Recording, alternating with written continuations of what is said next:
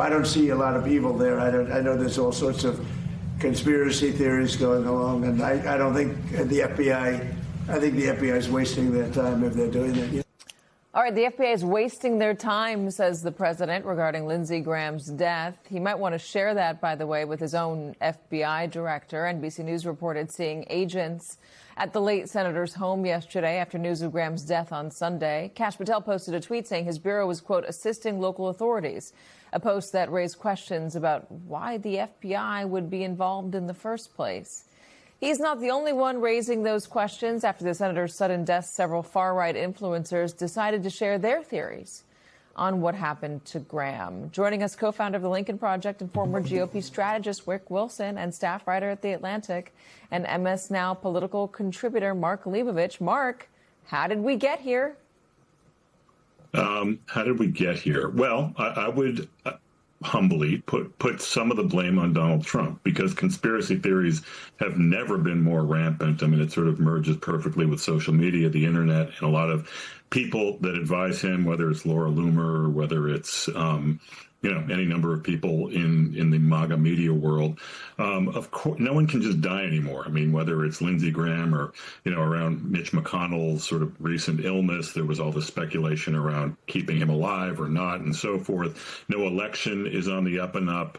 Go down the list. So I remember, actually, this just came to me in 2016 after Antonin Scalia died. I remember Trump was, I think, the first to actually say out loud, and then he was a candidate, he was a front runner, to sort of cast some doubt that this death was, by natural causes. So this has been sort of trending in this direction for a long time, and this is kind of the logical, I don't think conclusion, but where we are.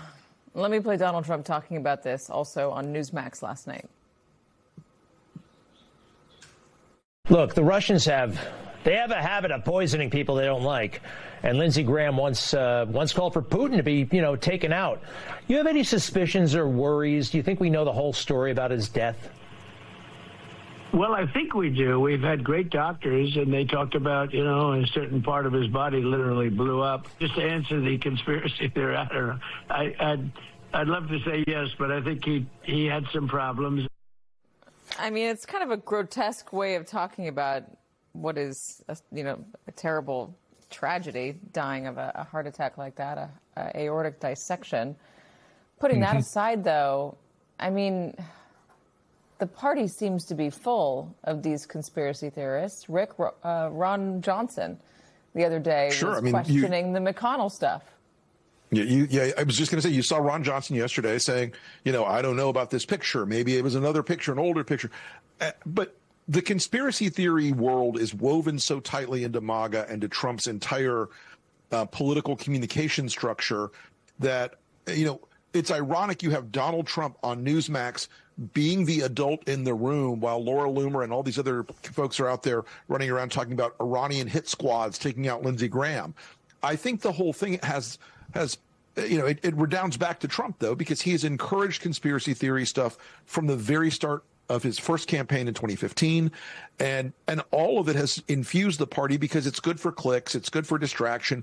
And I think that there are a lot of people around Trump, maybe not the president himself, who would much rather have people talking about a conspiracy theory than how disastrously wrong the Iran war has gone, or how disastrously wrong, most of Donald Trump's economic policies have gone. I think they would much rather, feed the beast with a lot of conspiracy twaddle than actually go out and so they're talk opportunists. About they're saying, Sure. This is a great opportunity for us, you argue, to come out and change the topic of conversation. Yeah, and Laura Loomer wants to make it all about her. I mean, that was clear. She's like, I'm next. What? Get out of here. What's interesting, I think, Mark, is that, and this happened with Epstein as well, when Donald Trump comes in and says, there's no there. What are these people talking about? They're wasting their time. That doesn't stop it. Donald Trump doesn't have authority over the people pushing these conspiracy theories. Apparently, he doesn't have authority over the FBI director who was pushing some version of it.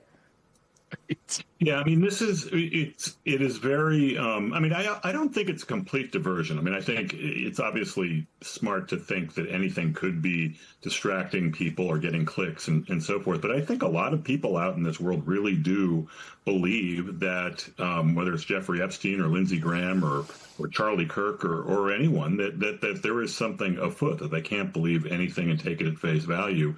And I think that this is just the way, driven by the media, by social media, driven by Donald Trump and that world, that a lot of minds just work these days reflexively. So it's kind of sad, but it's kind of the reality we're living in. All right. So what happens now that Lindsey Graham's sister gets sworn in to be his replacement? Rick, what's your expectation? Not much. He's going to be a reliable Trump vote. It's a placeholder's, job, essentially. I think that there was a lot of tension among different factions in the South Carolina Republican world, all of whom had a horse in this race. She's as close to Switzerland as it was going to get. But obviously, this is not going to the conspiracy theory stuff of this will die down pretty quickly, I think, because there's so much consequential work to be done in front of the Senate right now. And they're going to switch the conspiracy theories back over to McConnell, is my theory of the case at the moment. Yeah. So when is McConnell coming back? Why don't we have a better picture of that, Mark? I guess we should ask Laura Loomer. No, I don't know. I mean, I think we don't know. I mean, it does look like, based on the statement yesterday, that he, might be coming back at some point. But even at full health, or at least something approximating, what his health has been for the last couple of years, I mean, McConnell has been a real wild card for Trump, and he's a lame duck. He's not running again.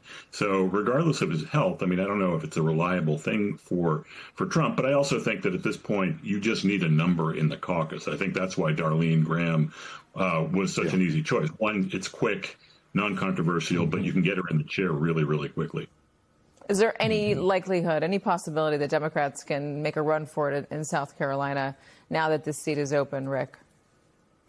Look, it's better than it was, but it's still South Carolina. Andrew's run a very good campaign so far, but it was tuned to Lindsey, rightly so. But it's a very red state. We'll see how it works out. If there is a collapse inside the national picture for Republican voter intention, she may have a shot at it. It's a high hill to climb, though. It is South Carolina. I'm not gonna happy talk it. Yeah, it is South Carolina. All right, gentlemen, thank you so much.